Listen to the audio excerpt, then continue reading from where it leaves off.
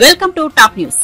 Senior journalist Alapati Suresh Kumar రచించిన విధ్వంసం పుస్తక ఆవిష్కరణ కార్యక్రమం విజయవాడలో జరిగింది. నగరంలోని A1 కన్వెన్షన్ సెంటర్ లో గురువారం సాయంత్రం జరిగిన ఈ కార్యక్రమంలో టీడీపీ అధినేత నారా చంద్రబాబు నాయుడు, జనసేన పార్టీ చీఫ్ పవన్ కళ్యాణ్ తో పాటు పలువురు రాజకీయ నాయకులు పాల్గొన్నారు. రాష్ట్రంలో వైసీపీ ప్రభుత్వం ఏర్పడ్డాక జరిగిన పలు ఘటనలను ఎత్తి చూపుతూ ఆలపాటి సురేష్ కుమార్ విధ్వంసం పుస్తకాన్ని రచించారు.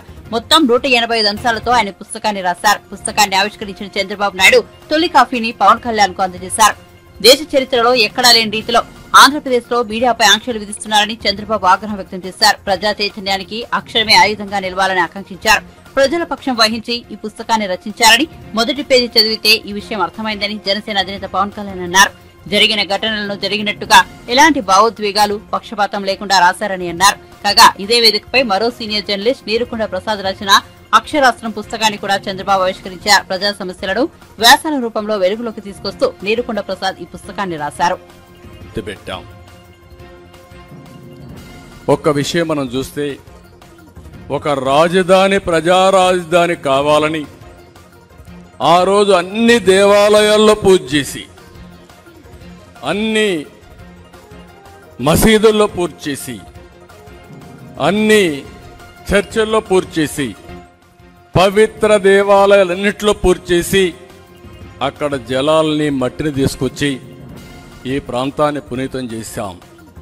అంతమంది దేవతలు కూడా ఈ దుర్మార్గుడి చేతుల నుంచి ఈ యొక్క అమరావతిని కాపాడలేకపోయారంటే కనీసం ఆ విషయం సురేష్ గారు చెప్పగలిగారు. ఇంకొక విషయం మనం గుర్తుపెట్టుకోవాల్సిన అవసరం ఉంది. ఈ అమరావతి అనేది ఏదో ఇక్కడుండే రైతుల రాజధాని కాదు, రైతులకే కాదు. అక్కడ భూమి ఉంది. ఈరోజు ఆ భూమిలో కానీ రాజధాని కట్టుంటే ఈరోజు కొన్ని మీరు ఒకసారి చూసినప్పుడు ఈ ప్రాంతంలో, రాష్ట్రంలో ప్రతి ఒక్కరికి ఉపాధులు కల్పించే అవకాశం ఉండేది. కనీసం అమరావతిని మనం పూర్తి చేసిన తర్వాత ఈరోజు హైదరాబాద్లో నాకు బాగా జ్ఞాపకం, ఎన్నోసార్లు పవన్ కళ్యాణ్ గారు కూడా మేము మాట్లాడుకున్నాం, వారు కూడా నాకు గుర్తు చేశారు. ఆ రోజు హైదరాబాద్లో హైటెక్ సిటీ కట్టినప్పుడు అక్కడ భూమి విలువ ₹1,00,000. హైటెక్ సిటీ కట్టిన తర్వాత కోట్ల రూపాయలు పెరిగింది, అది వందల కోట్ల రూపాయలకు పెరిగింది.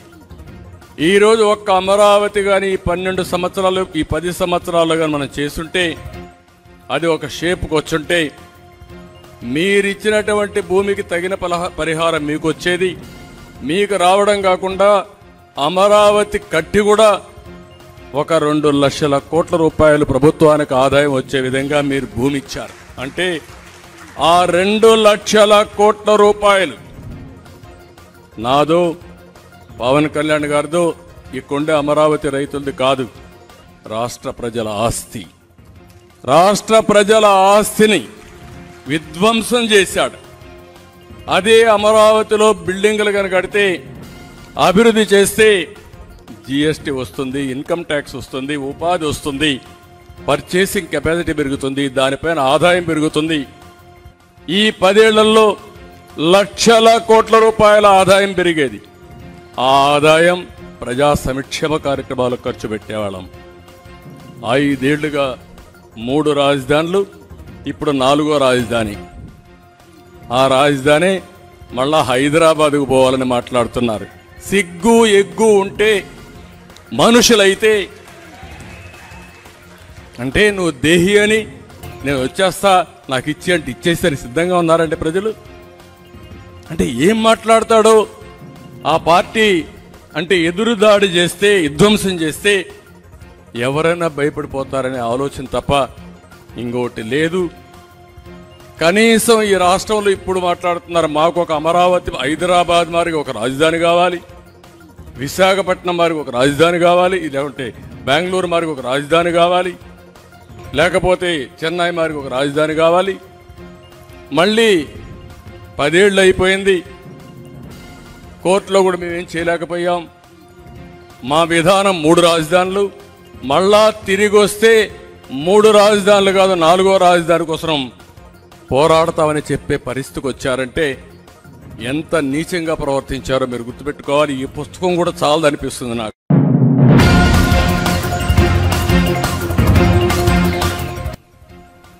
6 గ్యారెంటీల అమలుకు లెక్క ప్రకారమే కేటాయింపులు చేశామని డిప్యూటీ సీఎం ఆర్థిక శాఖ మంత్రి మల్లుబట్టి విక్రమార్క అన్నారు. బడ్జెట్ పై చర్చ సందర్భంగా ఆయన మాట్లాడారు. వాస్తవాలకు అనుగుణంగా బడ్జెట్ రూపొందించామని చెప్పారు. గత సర్కార్ బడ్జెట్ లో కేటాయింపులు ఎక్కువ చేసి ఖర్చు చేయలేదని గణాంకాలతో సహా వివరించారు. దళిత బంధులు నిధులు విడుదల చేయలేదని అన్నారు. తాము బడ్జెట్ లో కేటాయించిన మొత్తంలో 95% ఖర్చు చేసి తీరుతామని చెప్పారు. తమ ప్రభుత్వం అధికారంలోకి వచ్చిన 69 రోజుల వ్యవధిలో 23,147 ఉద్యోగాలు ఇచ్చిందన్నారు. వైద్య రంగం, పోలీస్ శాఖ, సింగరేణిలో నియామక పత్రాలు అందించినట్టు చెప్పారు. ఉన్న దాంట్లో సర్దుకుపోయేలా ప్లాన్ చేస్తున్నామని చెప్పారు. ఉద్యోగులకు సంబంధించి 2వ వేతన సవరణ కోసం 2 రిటైర్డ్ అధికారులతో కమిటీ వేశామని, నివేదిక రాగానే నిర్ణయం తీసుకుంటామని చెప్పారు. కేంద్ర ప్రభుత్వం నుంచి గ్రాంట్లు తెచ్చుకుని వినియోగించే ప్రయత్నం చేస్తామని, ఇందుకు బీజేపీ ఎమ్మెల్యేలు సహకరించాలని కోరారు. కేంద్రం నుంచి వచ్చే నిధులను వినియోగించిన పథకాలకు ప్రధానమంత్రి ఫోటోను తప్పక పెడతామని అన్నారు.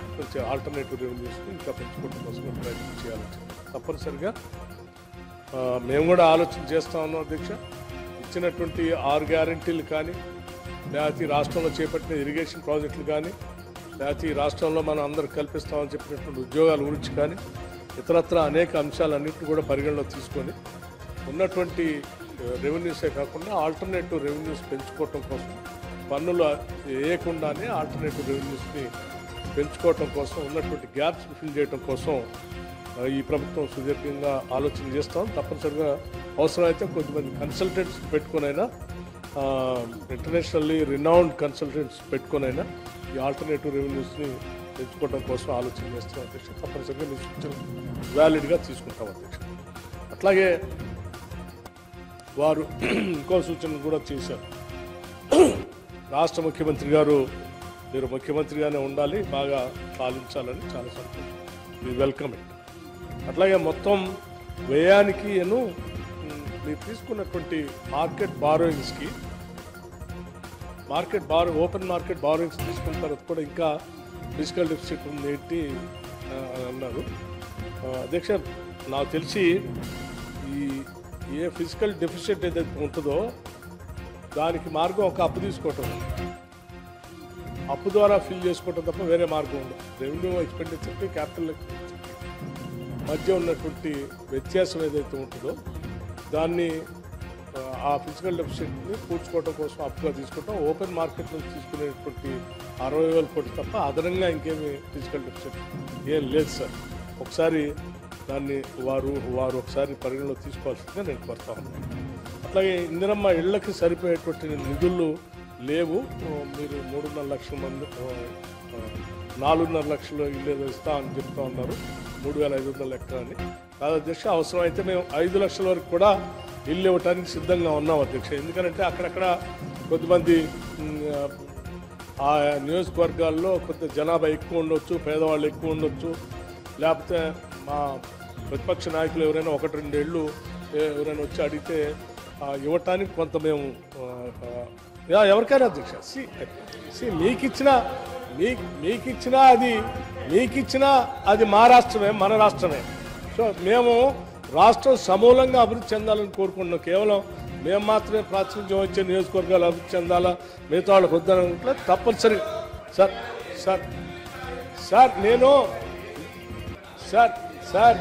సార్ మీరు చెప్పిన వాటిని నేను పాజిటివ్గా తీసుకొని నేను సభ దృష్టికి తీసుకొని వస్తా ఉన్నాను అధ్యక్ష. తప్పనిసరిగా ఆ పని చేస్తాం. అట్లాగే దళిత బంధు గురించి కూడా చెప్పారు అధ్యక్ష. తప్పనిసరిగా మీరు చెప్పినటువంటి సూచన డెఫినెట్గా నేను కూడా డిప్యూటీ సీఎంగా ఉన్నాను, ఫైనాన్స్ మినిస్టర్గా ఉన్నాను. దళిత బంధు గురించి డెఫినెట్గా అడుగుతారని నాకు కూడా ఉంది, చేయాలనే తపన కూడా నాకు ఉంది, మా ప్రభుత్వానికి కూడా ఉంది. కాంగ్రెస్ పార్టీకి మరీ ముఖ్యంగా ఉంది. అందుకే డాక్టర్ బాబాసాహెబ్ అంబేద్కర్ అభయహస్తం అని చెప్పి చేవెళ్ళ దగ్గర ప్రకటన కూడా చేసింది. కాకపోతే గత సంవత్సరం బడ్జెట్లో 17,700 కోట్లు కేటాయించి ₹1 కూడా ఖర్చు పెట్టలేదు. నేను లెక్కలు ఇస్తాను మీకు, ఇస్తాను, పెట్టలేదు. అలా దాన్ని వదిలేస్తేనే ఇగో దీంట్లో ఇప్పుడు మనం సప్లిమెంటరీ ఎస్టిమేట్స్ 2023-24 ఎక్స్పెండిచర్ పెట్టుకున్నాం కదా. దాంట్లో కూడా మనం ఈ దళిత బంధు సంబంధించి 16,945 కోట్లు అటే పోయింది. సో 17,700 కోట్లలో 17,700 కోట్లలో ₹1 కూడా మీరు నిధులు రిలీజ్ చేయలే.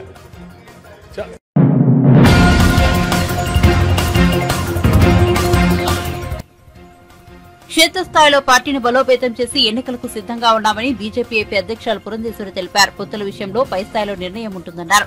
రాష్ట్రంలో నిరంకుశ అవినీతి పాలన రాజ్యమేలుతోందని విమర్శించారు. నెల్లూరులో నిర్వహించిన మీడియా సమావేశంలో ఆమె మాట్లాడారు. రాష్ట్రంలో అన్ని రకాల మాఫియాలు కొనసాగుతున్నాయి. ఇసుక అక్రమాలపై కోర్టు కూడా నిర్ణయం తీసుకోబోతోంది. గ్రామాల అభివృద్దిలో ప్రభుత్వం పూర్తిగా విఫలమైంది. అభివృద్ది కుట్టుపడింది. కేంద్రం నుంచి నిధులు వస్తున్నా దుర్వినియోగం చేశారని పేర్కొన్నారు.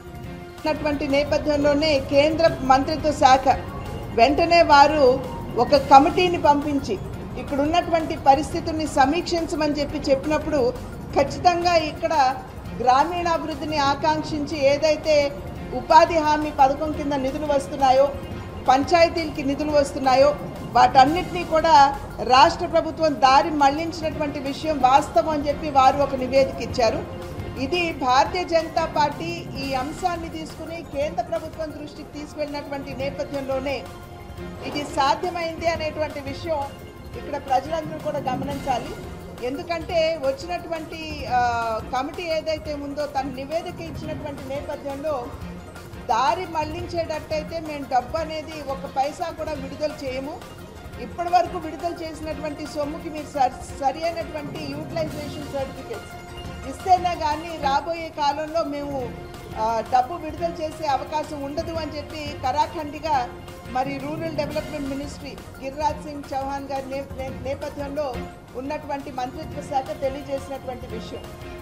మరి అదేవిధంగా నిన్న మొన్న కూడా మేము ఈ దొంగ ఓట్లకి సంబంధించినటువంటి అంశాన్ని సెంట్రల్ ఎలక్షన్ కమిషనర్ వారి దృష్టికి తీసుకుని వెళ్ళాం. ప్రత్యేకించి పక్కన ఉన్నటువంటి తిరుపతి నియోజకవర్గంలో బై ఎలక్షన్ జరిగినటువంటి సందర్భంలో ఒక్క తిరుపతి నియోజకవర్గంలోనే అసెంబ్లీ నియోజకవర్గంలో 35,000 దొంగ ఓట్లు అక్కడ వేయించారు అనేటువంటి విషయం మనందరికీ తెలుసు. మనం కూడా మీడియాలో చూసాం, ప్రతి ఒక్కరు చూసుంటారు. లారీల బస్సుల నిండా ప్రజల్ని పక్క నియోజకవర్గాల నుండి తీసుకుని వచ్చి ఇక్కడ తిరుపతిలో ఏ విధంగా ఓటు వేయించారో మనందరికీ తెలుసు. ఎపిక్ కార్డ్స్ డౌన్లోడ్ చేసి ఫోటోలు వేరే వాళ్ళకి పెట్టి ఫోటోలు బ్లర్ చేసేసి వాటిని సరిగ్గా కనపడకుండా చేసి ఏ విధంగా అక్కడ 35,000 ఓట్లని వారు దొంగ ఓట్లు వేయించారో మనందరికీ తెలియనటువంటి విషయం కాదు. భారతీయ జనతా పార్టీ ఈ అంశాన్ని తీసుకుని సెంట్రల్ ఎలక్షన్ కమిషనర్ వారికి ఫిర్యాదు చేసినటువంటి నేపథ్యంలో రుజువులతో సహా పెన్ డ్రైవ్లో పెట్టి రుజువులతో సహా వారి దృష్టికి తీసుకెళ్ళినటువంటి నేపథ్యంలోనే మనం చూసాము. మొన్నటి వరకు కూడా ఇక్కడ తిరుపతి కమిషనర్గా బాధ్యతలు చేపట్టినటువంటి గిరీష గారు కావచ్చు, ఇంకొక ఆఫీసర్ చంద్రమౌళి వారు డిప్యూటీ కమిషనర్ వారు కావచ్చు, అదేవిధంగా ఐపీఎస్లు కూడా పోలీస్ ఆఫీసర్లు కూడా నివేదిక అడిగినప్పుడు కేవలం 7,000 మంది మాత్రమే ఈ ఎలక్షన్ ఈ ఫిర్యాదు నేపథ్యంలో మార్పు కావాలి అని అడిగారు అని చెప్పి కలెక్టర్ గారు చెప్పినటువంటి నేపథ్యం. కానీ 35,000 మందికి మార్పు చేసి దొంగ ఓట్లు వేయించారు. అదేవిధంగా పోలీసుని నివేదిక ఇవ్వమంటే ఇక్కడ అసలు ఎటువంటి అవకతవకలు జరగలేదు అని చెప్పి వారు నివేదిక ఇచ్చినటువంటి నేపథ్యంలో వారి మీద కూడా ఇవాళ యాక్షన్ తీసుకుని వారిని సైతం సస్పెండ్ చేసేటువంటి పరిస్థితి.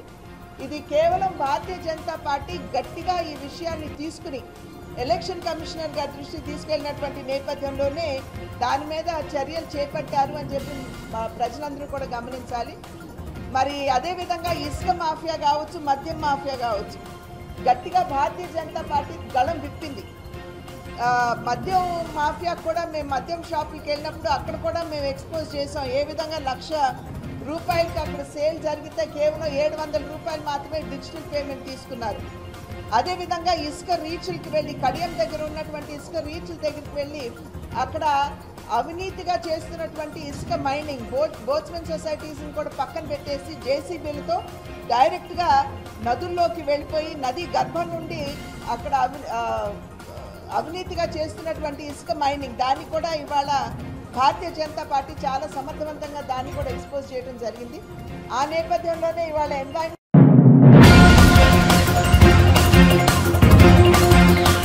మేడారం జాతరను డిస్టర్బ్ చేయాలని కొంతమంది చూస్తున్నారని మంత్రి సీతక్క కీలక వ్యాఖ్యలు చేశారు. గురువారం ఆమె మేడారం జాతర పనులను పరిశీలించారు. ఈ సందర్భంగా ఆమె మాట్లాడుతూ మేడారం జాతర ఖ్యాతిని ప్రపంచానికి చాటాలన్నారు. సమ్మక్క సారాలమ్మది ఉద్యమ చరిత్ర అని, అలాంటి వనదేవతలను పూజించే తీరులో ఎక్కడా లోపాలు ఉండకూడదని అధికారులను ఆదేశించారు. ఉత్సవ కమిటీ జాతరను విజయవంతం చేయాలన్నారు. భక్తులకు ఎలాంటి అసౌకర్యం కలగకుండా ఏర్పాట్లు చేయాలని అధికారులకు సూచించారు. పనుల విషయంలో ఎవరిని ఉపేక్షించేది లేదని హెచ్చరించారు. జాతర కోసం పెండింగ్ లో ఉన్న పనులను త్వరితగతిన పూర్తి చేయాలన్నారు. ఇప్పటికే అమ్మవార్లను 30 లక్షల మంది దర్శించుకున్నట్లు తెలిపారు. జాతర కోసం ఖర్చు చేసిన ప్రతి రూపాయికి లెక్క ఉందని తెలిపారు. మేడారంలో శాశ్వత ప్రాతిపదికన ఏర్పాట్లను చేస్తున్నామని వెల్లడించారు. ప్రజాప్రతినిధిగా ఈ ప్రాంత బిడ్డగా అనువనువన తెలిసిన వ్యక్తిగా నా సూచనలు ఏదున్నా కూడా వారు ఎప్పటికప్పుడు అనుసరిస్తా ఉన్నాడు. కాబట్టి ఇప్పటి వరకు శానిటేషన్ ప్రాబ్లమ్స్ రాకుండా చేస్తా ఉన్నారు. మీరందరూ కూడా మీకు మరి లాస్ట్ జాతరలో బాధ్యతలు ఇచ్చిరా లేదా నాకు తెలియదు, కానీ నా డిపార్ట్మెంట్ కాబట్టి అదేవిధంగా అక్కడ ప్రిన్సిపల్ సెక్రటరీ గారు, ఇక్కడ కమిషనర్ గారు కూడా స్పెషల్ గా కేర్ తీసుకొని ఇది మన శాఖ, మన మంత్రి గారు ఇక్కడ నుంచి ప్రాతినిధ్యం వహిస్తున్నారు.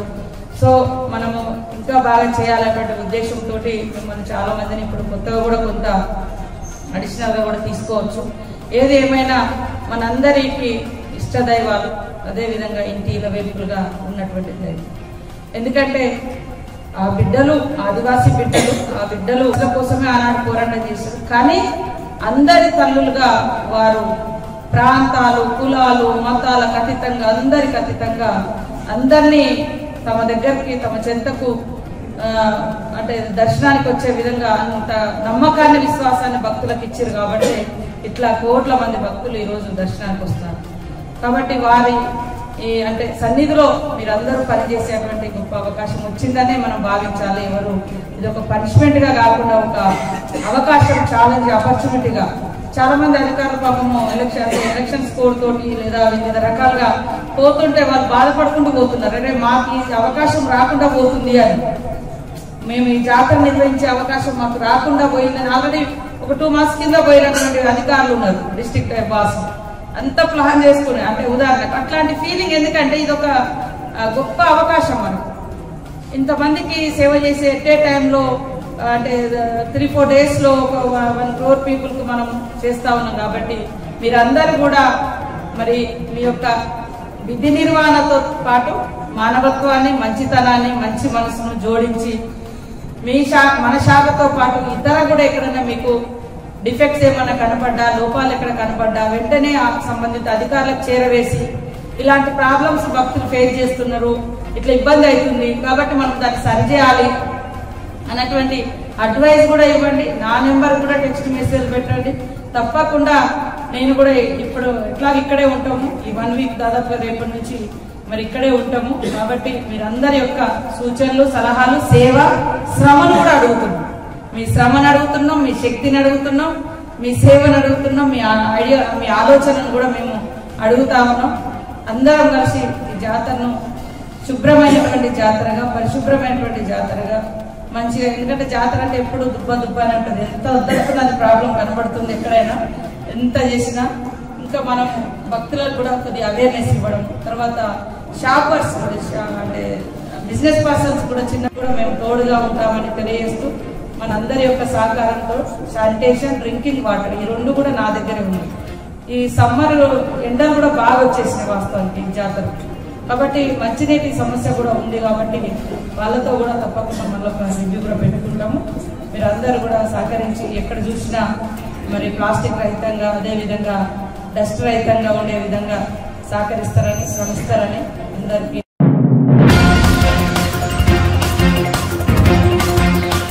వ్యవసాయంలో తెలంగాణకు అన్యాయం జరిగిందని కేంద్ర మంత్రి, బీజేపీ తెలంగాణ రాష్ట్ర అధ్యక్షుడు కిషన్ రెడ్డి ఆరోపించారు. కొత్తపల్లి, మనోహరాబాద్ నూతన రైలు మార్గంలో సిద్దిపేట జిల్లా కొమరవెల్లి ఆలయానికి సమీపంలో రైల్వే స్టేషన్ నిర్మాణానికి మధ్యప్రదేశ్ ముఖ్యమంత్రి మోహన్ యాదవ్ తో కలిసి ఆయన భూమి పూజ చేశారు. ఈ సందర్భంగా కిషన్ రెడ్డి మాట్లాడుతూ తెలంగాణలో రైల్వే స్టేషన్లు తక్కువగా ఉన్నాయన్నారు.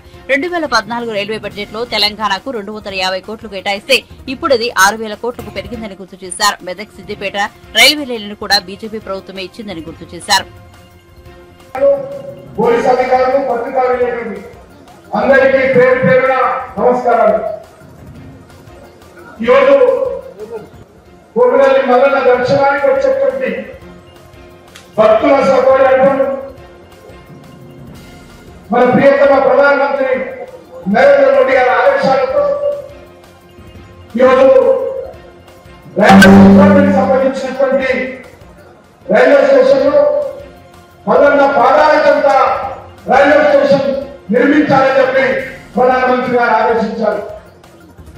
ఇప్పుడు మనకందరికీ తెలుసు ఇక్కడ అనేక రకాలుగా చాలా రోజుల నుంచి చర్చ జరుగుతున్నప్పటికీ ఈరోజు నరేంద్ర మోడీ గారి ఆదేశాలతో మన ఇంజనీర్లు టెక్నికల్ ఫీజిబిలిటీ సాంకేతిక సాధ్యాలు మరి ఈరోజు పరిశీలించిన తర్వాత నరేంద్ర మోడీ గారు ఇక్కడ రైల్వే స్టేషన్ నిర్మాణం చేయాలని ఆదేశించడం జరిగింది. రైల్వే శాఖ మంత్రి అశ్విని వైష్ణవ్ గారు కూడా దీనికి ఎంతో సహకరించి ఈ యొక్క రైల్వే స్టేషన్ నిర్మాణానికి వారు కూడా మద్దతు జరిగింది. కొమ్మలోని కొండ ప్రాంతంలో ఉంది, చుట్టుపక్కల ఏకవారం ఉన్నది. ఈ రైల్వే స్టేషన్ కట్టడము సాంకేతికంగా టెక్నికల్ గా ఫీజిబిలిటీ కాదని కూడా గతంలో నివేదిక రావడం జరిగింది.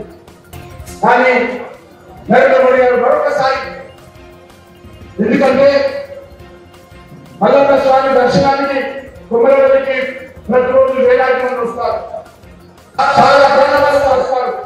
రైల్వే స్టేషన్ కి సేవగా వాళ్ళు ఇక్కడికి రావచ్చు, దర్శనం చేసుకోవచ్చు. మన ప్రాంతాలకు రైల్వే స్టేషన్ దీనికోసము ఈరోజు సంస్థ రైల్వే అధికారులు మరి చాలా సంవత్సరాలుగా మరి సంవత్సరాలకు మంత్రి అశ్విని వైష్ణవ్ మన తెలంగాణ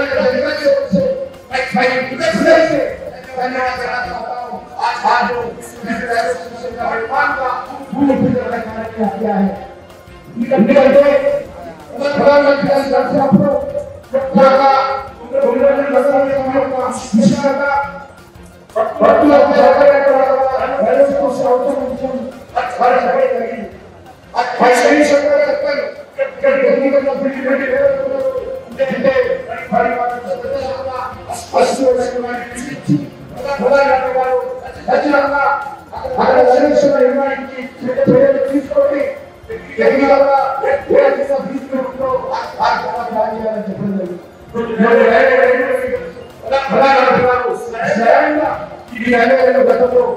తీసుకొని అంతేకాకుండా ఈరోజు తెలంగాణలో ఇది పెన్షన్ కోసం రైల్వే విషయంలో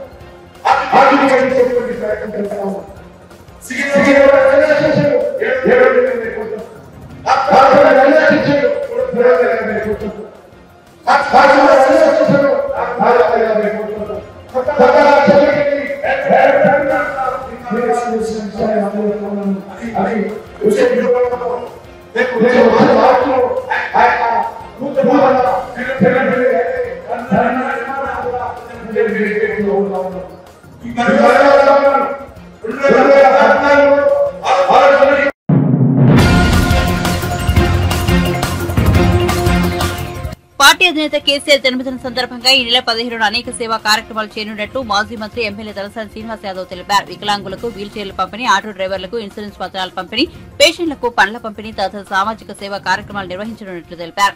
తెలంగాణ భవన్ లో ఏర్పాటు చేసిన మీడియా సమావేశంలో ఆయన మాట్లాడారు. హైదరాబాద్ కార్యాలయంలో శనివారం ఉదయం 9:30 గంటల నుంచి కార్యక్రమాలు ప్రారంభమవుతాయని తలసాని చెప్పారు. ఎంపీలు, ఎమ్మెల్యేలు, క్యాడర్ సహా సీనియర్ నేతలందరూ జన్మదిన వేడుకల్లో పాల్గొంటారన్నారు. రాష్ట్రం, నగరం నలుమూలల నుంచి కార్యకర్తలు తమ తమ ప్రాంతాల్లో వేడుకలు నిర్వహించి ఉదయం 9:30 గంటలకు తెలంగాణ భవన్కు చేరుకోవాలన్నారు. ఆ రోజున తెలంగాణ వ్యాప్తంగా ఆలయాలు, మసీదులు, చర్చిల్లో ప్రత్యేక పూజలు, ప్రార్థనలు జరిపేలా ఏర్పాట్లు చేస్తామన్నారు. పేషెంట్లకు పండ్ల పంపిణీ వంటి సామాజిక సేవా కార్యక్రమాలు నిర్వహిస్తామని వెల్లడించారు. అయితే ఈ సంవత్సరం 69 వసంతాలు పూర్తి చేసుకుని 70వ సంవత్సరంలో అడుగెడుతున్నటువంటి కేసీఆర్ గారికి ఆ భగవంతుడు ఆయురారోగ్యాలు ప్రసాదించాలని భవిష్యత్తులో తెలంగాణ రాష్ట్రంలో మరి జరుగుతున్నటువంటి అనేక కార్యక్రమాలకు వారు సారథ్యం వహించాలని ఈ సంవత్సరం మరి ఇక్కడ భవన్లో ఘనంగా 17వ తారీఖు ఉదయం 9:30 10 గంటలకే కార్యక్రమాలు స్టార్ట్ అవుతాయి.